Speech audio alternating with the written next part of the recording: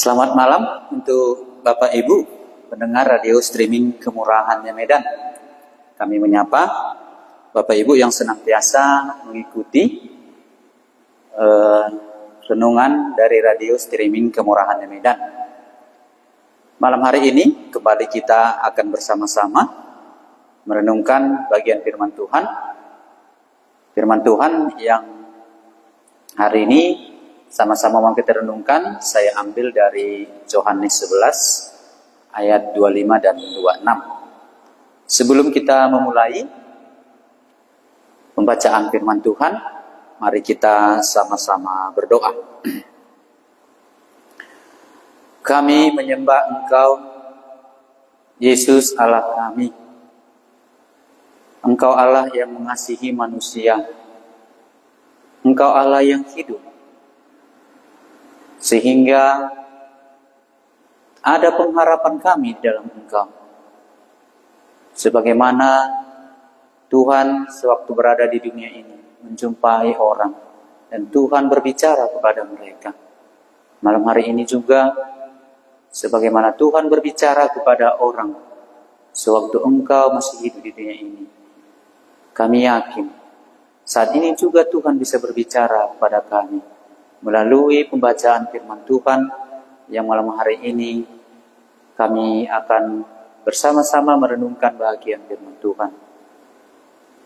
Engkaulah yang memberikan pengertian bagi kami, sehingga firman-Mu itu boleh kami mengerti dan boleh diam dalam hati kami, sehingga bisa firman-Mu itu menjadi terang dalam hidup kami. Terima kasih untuk waktu dan kesempatan ini. Tuhan masih memberikan kami waktu untuk bersama-sama merenungkan bahagian firman Tuhan. Oleh karena itu Roh Kudus yang menolong kami supaya boleh kami mengerti rahasia kebenaran-Mu itu. Terima kasih Tuhan Yesus, terpujilah nama-Mu. Amin. Baik, Bapak Ibu Saudara yang dikasihi Tuhan Yesus, kalau dalam Yohanes 11 ini, kita tentu sudah tahu bagaimana ceritanya Tuhan Yesus membangkitkan Lazarus. Lazarus yang sudah 4 hari dalam kubur, Tuhan Yesus membangkitkannya. Ya, kita bisa melihat dalam bagian cerita itu. Lazarus yang sudah 4 hari di dalam kubur, tentulah itu menyatakan dia benar. Karena tidak ada manusia yang sudah 4 hari bisa bangkit lagi. Ya mungkin kalau 1 hari banyak cerita kita dengar katanya mati suri. Ataupun ya kalau 1 hari. Tapi dalam bagian ini kita bisa lihat memang Lazarus sudah 4 hari dikubur. Dan itu menyatakan Lazarus itu sudah benar-benar mati. Dan Yesus yang membangkitkan dia dari kubur itu. Sehingga kebangkitan Lazarus itu ada menjadi suatu bagian yang bisa kita pelajari. Dari Tuhan Yesus membangkitkan Lazarus dari kematian yang sudah 4 hari terkubur. Ini untuk menyatakan apa? Siapakah Yesus itu? Sehingga boleh kita menaruh pengharapan kita kepada Kristus. Karena kita lihat situasi sewaktu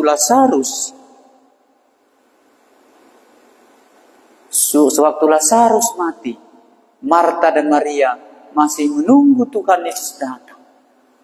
Dan kita lihat di situ, sewaktu Tuhan Yesus datang, ada perkataan yang dikatakan oleh Tuhan Yesus kepada Marta. Sehingga ini jugalah yang mau kita lihat. Dalam perkataan Tuhan Yesus kepada Marta itu, kita nanti bisa melihat ada yang mau disingkapkan oleh Tuhan Yesus bagi Marta dan juga bagi kita. Berbicara tentang kematian dan kebangkitan. Karena kita semua sudah tentu tahu Ibrani 9 ayat 27 katakan, sama seperti manusia ditentukan mati satu kali. Karena inilah bagian manusia yang pasti didapatnya sewaktu hidup di dunia ini. Tidak ada satupun yang pasti bisa didapat oleh manusia di dunia ini kecuali satu, kematian, sama seperti Lazarus mati. Tetapi dalam cerita Lazarus ini kita lihat Tuhan Yesus katakan Lazarus itu mati sama seperti tertidur. Makanya bagi Allah, bagi Tuhan Yesus, Lazarus mati sama seperti tertidur. Nah, dalam bagian ini kita lihat sewaktu Tuhan Yesus sudah datang menjumpai Marta dan Maria.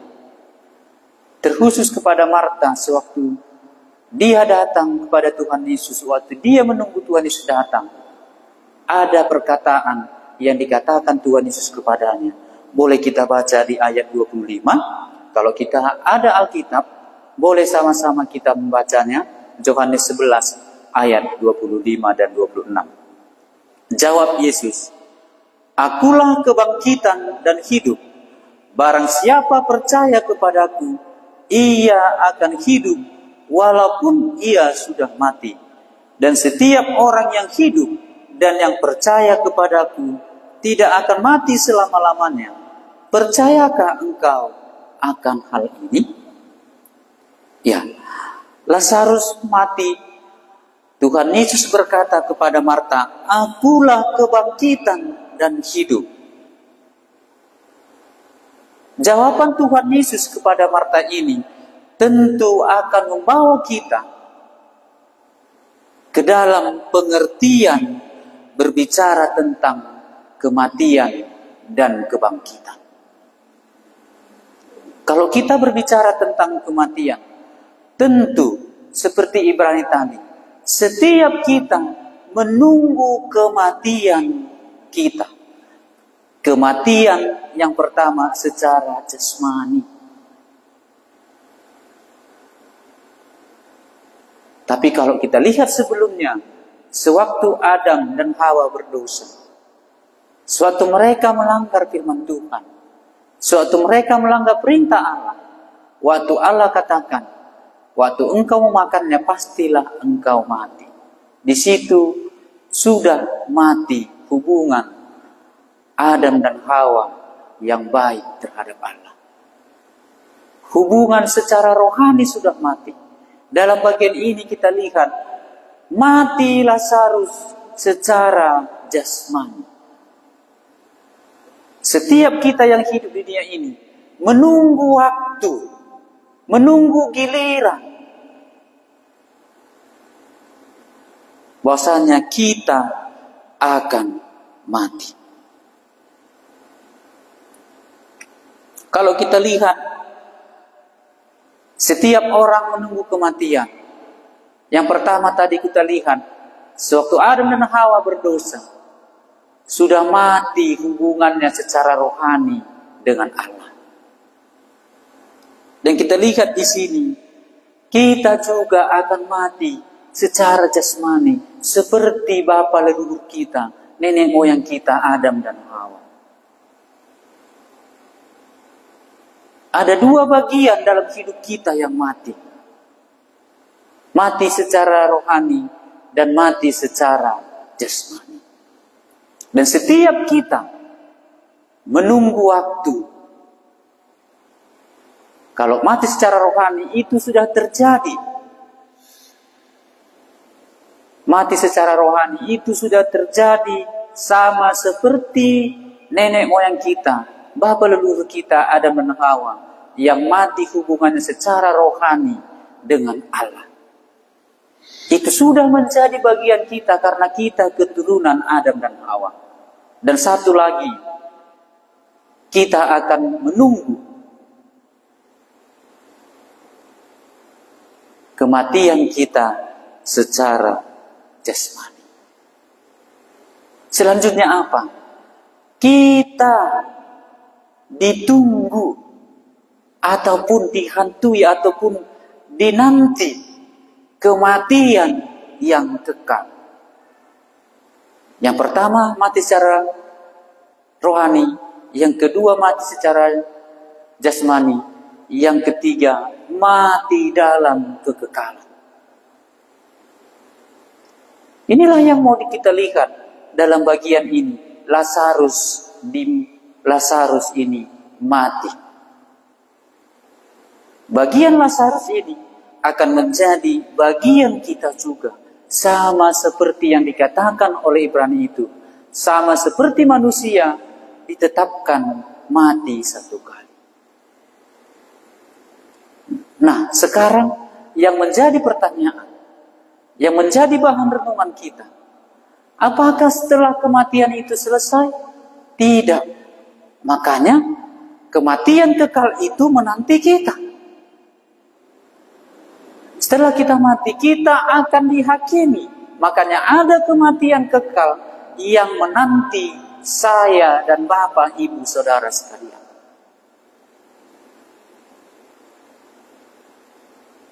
Kenapa bisa kematian kekal itu menunggu kita?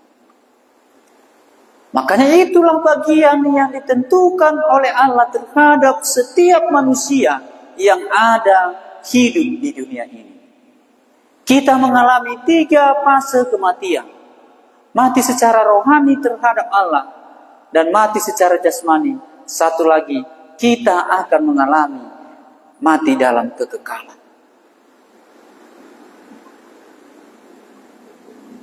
Makanya Tuhan Yesus katakan tadi, jawab Yesus, akulah kebangkitan dan hidup.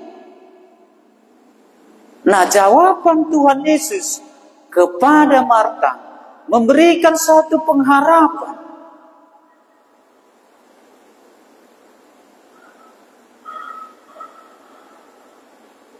Bahwasanya semua yang dialami oleh Lazarus ini bisa nanti akan diubahkan oleh Tuhan Yesus pada masa ia akan datang yang kedua kali. Dalam Tuhan Yesus ada pengharapan bahwasanya 3 fase kematian yang kita alami akan diubahkan oleh Tuhan Yesus. Ada jaminan suatu Tuhan Yesus berkata kepada Marta, akulah kebangkitan dan hidup. Kenapa Tuhan Yesus mengatakan akulah kebangkitan dan hidup? Karena Dia yang memberikan kita napas hidup. Sehingga Dialah nanti yang akan memanggil kita dari kematian itu. Tuhan Yesus itulah yang memulihkan kematian kita secara rohani dengan Allah. Dan Tuhan Yesus itulah yang menjamin kebangkitan kita dari kematian kekal itu. Makanya dikatakan Tuhan Yesus, akulah kebangkitan dan hidup.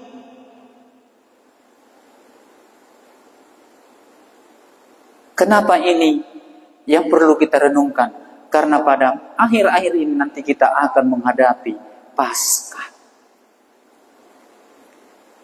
Kita akan melihat bagaimana Tuhan Yesus mati, dikuburkan, dan bangkit pada hari yang ketiga.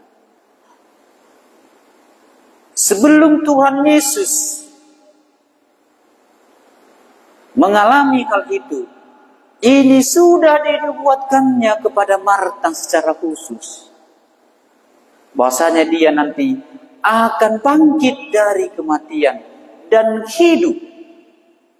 Makanya jaminan kebangkitan dan hidup kita, Tuhan Yesuslah yang menjaminnya.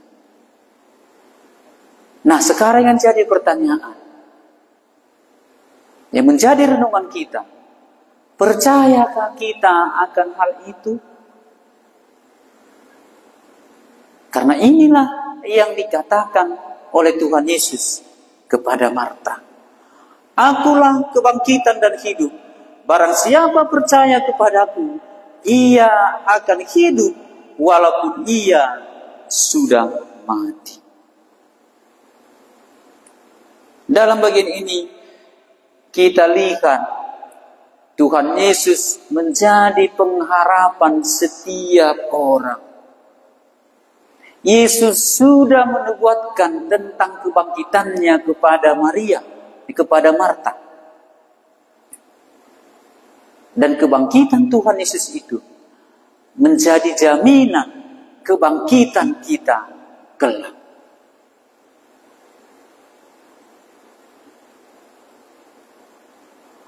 Inilah yang menjadi satu bagian.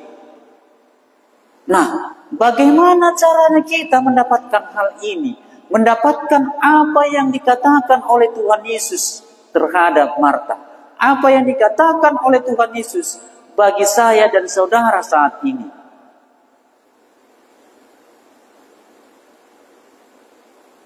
Bagaimana cara kita mendapatkannya? Kata Yesus di ayat 26. Dan setiap orang yang hidup dan yang percaya kepadaku. Satu kata kunci yang dikatakan oleh Tuhan Yesus kepada kita saat ini. Dan setiap orang yang hidup dan yang percaya.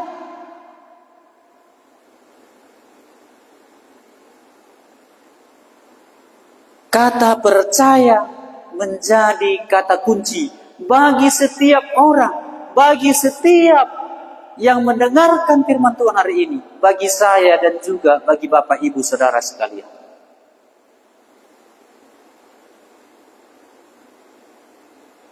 Bagaimana dengan percaya? Percaya akan hal apa?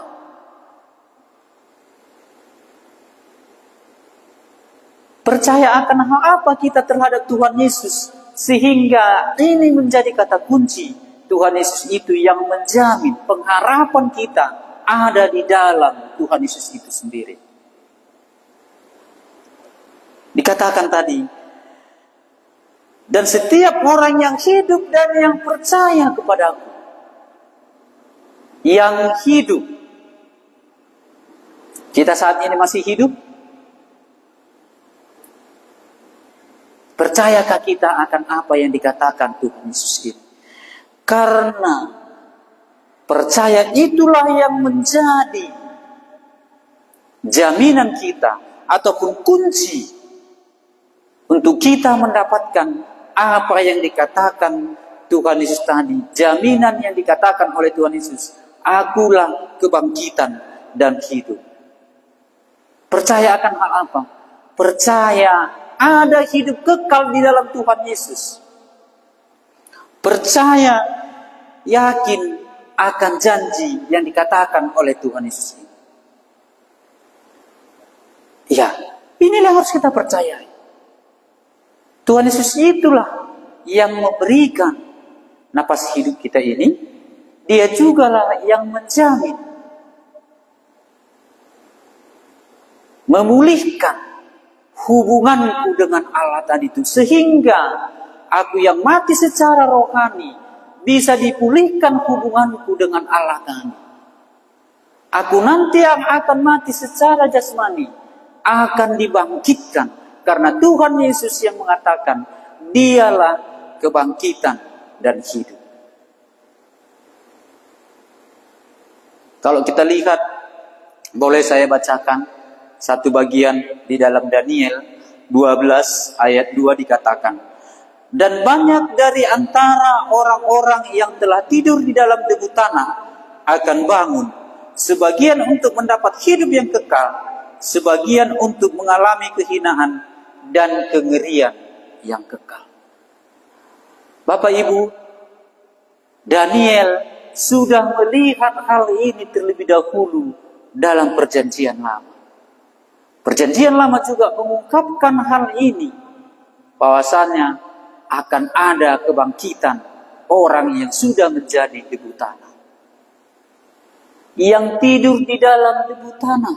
Kita masing-masing semua akan tidur dalam debu tanah. Karena kita berasal dari debu tanah. Dan napas hidup kita kembali kepada pemiliknya. Dan dari situ nanti, kata Daniel, dan banyak dari antara orang-orang yang telah tidur dalam debu tanah akan bangun. Sebagian untuk mendapat hidup yang kekal, sebagian untuk mengalami kehinaan dan kengerian yang kekal. Sudah ada nubuatan oleh Daniel tentang hal ini. Makanya Tuhan Yesus dalam bagian ini meneguhkan apa yang telah dibuatkan dalam perjanjian lama. Sekarang Tuhan Yesus meneguhkan, akulah yang menjamin ini semua terjadi. Akulah hidup. Akulah kebangkitan. Inilah yang kita dengar hari ini. Perkataan Tuhan Yesus. Sehingga ada pengharapan kita. Supaya pengharapan kita hidup. Bukan hanya di dunia ini saja. Karena Rasul Petrus katakan, jikalau hanya di dunia ini pengharapan kita hidup, maka kita adalah manusia yang paling malang. Kita nanti akan dibangkitkan untuk kengerian dan kehinaan kalau hanya sampai di dunia ini pengharapan kita. Ada pengharapan untuk hidup yang kekal yang dinyatakan, yang diberikan oleh Tuhan Yesus bagi kita. Ada jaminan di dalam Tuhan Yesus. Makanya dalam bagian ini kita teruskan ayat 26. Dan setiap orang yang hidup dan yang percaya kepadaku tidak akan mati selama-lamanya. Ada jaminan bahwasanya Tuhan Yesus itulah sumber kehidupan kita. Yesus Kristus itulah sumber semua kehidupan. Baik hidup di dunia ini dan hidup yang akan datang. Hidup dalam dunia yang sementara dan hidup dalam kekekalan. Jika kita percaya kepada Tuhan Yesus, bahwasanya dialah kebangkitan dan hidup, ada jaminan kita akan bersama dengan dia di dalam kekekalan. Siapa yang bisa menjamin? Tuhan Yesus sendirilah yang mengatakan hari ini bagi kita, akulah kebangkitan dan hidup. Barang siapa percaya kepadaku, ia tidak akan mati. Dan setiap orang yang hidup dan yang percaya kepadaku tidak akan mati selama-lamanya. Percayakah kita akan hal ini? Makanya Tuhan Yesus ditanyanya Marta, katanya, percayakah engkau akan hal ini, Marta? Percayakah kita, Bapak, Ibu, Saudara sekalian, yang hari ini kita bersama-sama mendengarkan apa yang dikatakan Tuhan Yesus ini? Yesus itulah kebangkitan dan hidup.